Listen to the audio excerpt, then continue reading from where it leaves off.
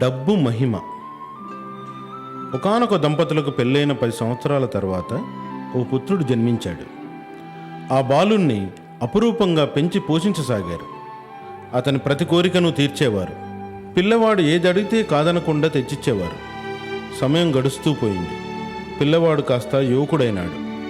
జల్సాగా ఖర్చు చేసే అలవాటు మాత్రం మారలేదు. తండ్రి కొడుకు దుబారా అలవాట్లను మార్చడానికి చాలా ప్రయత్నం చేశాడు. కానీ కొడుకు తండ్రి కష్టపడి సంపాదించిన డబ్బుల్ని వృధాగా ఖర్చు చేయసాగాడు. ఒకరోజు తండ్రి కొడుకును తన వద్దకు పిలిపించుకొని, బాబు, ఇన్ని సంవత్సరాల నుండి నా ధనాన్ని వృధాగా ఖర్చు చేస్తున్నావు. నా తదనంతరం ఈ ఆస్తి ధనం అంతా నీదే అవుతుంది. అలా జరగాలంటే నువ్వు స్వయంగా సంపాదించగలను అని రుజువు చేసుకో అని షరతు విధించాడు. షరతును అంగీకరించిన యువకుడు పని కోసం వెతకనారంభించాడు. అనేక ప్రయత్నాలు చేసిన తర్వాత ఒక పని దొరికింది. అది బండ్ల నుండి దానా సంచుల్ని దింపి గోదాములో భద్రపరిచే పని. ధాన్యపు సంచుల్ని భుజాన మోయటం చాలా కష్టమైనది. ఉదయం నుండి సాయంత్రం వరకు చేసిన పనికి 20 రూపాయలు వచ్చేవి. తన కష్టంతో సంపాదించిన డబ్బుల్ని చూసి చాలా సంతోషపడ్డాడు. అతను ఇంటికి వెళ్ళి 20 రూపాయలు తండ్రికి చూపించాడు. తండ్రి ఏమీ మాట్లాడకుండా ఇంటి వెనక పెరటి బావిలోకి పారవేశాడు. ఇది చూసిన కొడుకు ఎంతో బాధపడ్డాడు. తన తండ్రితో వాదించలేదు. మరుసటి రోజు మళ్ళీ 20 రూపాయలు తండ్రికి ఇచ్చాడు.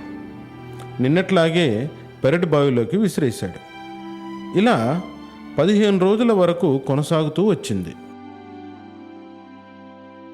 ఒకరోజు కొడుకు కోపం వచ్చింది. కోపంగా తండ్రితో ఈ విధంగా అన్నాడు, తండ్రి గారు, రోజంతా ఎంతో కష్టపడి సంపాదించి తెచ్చి మీకు ఇస్తాను. కానీ మీరు డబ్బుల్ని బావిలోకి విసిరివేయడం చేస్తున్నారు. మీకు తెలుసు కదా, నా కష్టం ద్వారా సంపాదించిన డబ్బు ఎంతో విలువైనది అనగానే తండ్రి నవ్వుతూ, ఇప్పుడు నీకు అర్థమైందా? నేనెంతో కష్టపడి సంపాదించిన ధనాన్ని నువ్వు విచ్చలవిడిగా జల్సగా ఖర్చు చేస్తూ ఉంటే కష్టపడి సంపాదించిన నాకు ఎంత బాధ కలుగుతుందో. డబ్బు విలువ ఏమిటో నీకు ఇప్పుడు అర్థమైందని అనుకుంటున్నాను అనడంతో కొడుకుకు తాను చేసిన తప్పు తెలియవచ్చింది. ఇక భవిష్యత్తులో సంపాదించిన డబ్బును ఎప్పుడూ వృధా కానివ్వలేదు. ఇందులో నీతి, డబ్బుల యొక్క మహిమ అర్థమవ్వాలంటే కష్టపడి డబ్బుల్ని సంపాదించాలి. సాధువు గారి చిలుక. ఒక యాత్రికుడు అడవి మార్గంలో ప్రయాణం చేస్తున్నాడు. చాలా అలసిపోయాడు. అందువల్ల అతను ఒక చెట్టు నీడలో విశ్రమించాలని నిశ్చయించుకున్నాడు. పక్కనే గల ఒక పెద్ద చెట్టు నీడలో కూర్చుని కునుకు తీయసాగాడు. ఇంతలో అతనికి ఒక భయంకరమైన స్వరం వినిపించింది. నేను నిన్ను గుర్తించాను, ఇక్కడే ఆగిపో, లేదంటే నిన్ను పట్టి చంపేస్తాను అని భయపెట్టించే ఆ గంభీర స్వరం వినిపించింది. యాత్రికుడు భయపడి నిద్రలేచి అటు ఇటు చూడసాగాడు. చెట్టుపైనున్న చిలకను చూశాడు. చిలక, నిన్ను నేను పట్టి చంపేస్తాను అని గట్టిగా అరిచింది. యాత్రికుడు గబగబా అక్కడి నుండి బయలుదేరాడు. కొంత దూరం నడిచిన తర్వాత ఇంకో పెద్ద చెట్టు కనిపించింది. అతను ఆ చెట్టు కింద విశ్రమించదలిచాడు.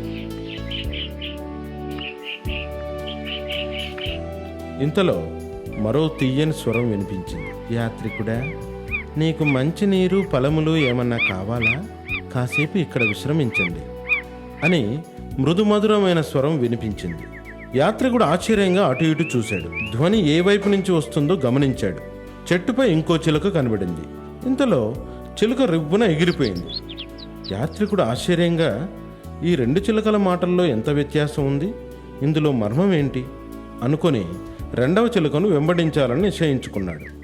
ఈ విధంగా 2వ చిలుకను వెంబడిస్తూ సమీపంలో గల ఒక ఆశ్రమంలోకి నేరుగా ప్రవేశించాడు. ఆశ్రమంలో ఒక సాధువు ధ్యానంలో మునిగి ఉన్నాడు.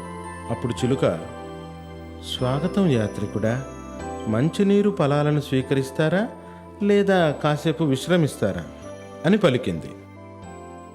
చిలుక మాటల్ని విన్న సాధువు ఇలా అన్నాడు,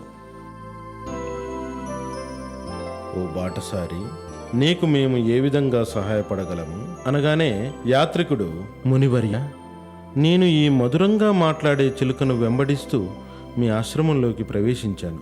అడవిలో ఈ చిలుకను పోలి ఉండే ఇంకో చిలుకను చూశాను.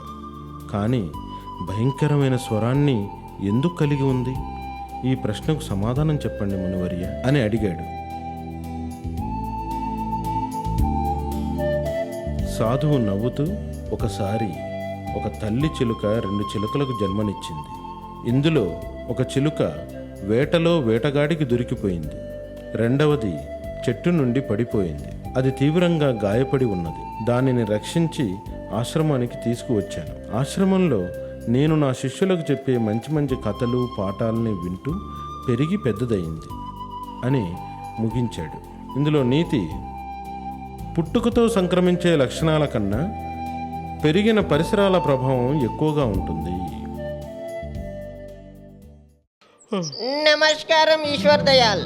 నిన్నటి నిమ్మకాయలు బాగలేవు. ఈరోజు అలాంటి అసలు ఇవ్వద్దు. నాకు మొత్తం 15 కిలోల నిమ్మకాయలు కావాలి. అరే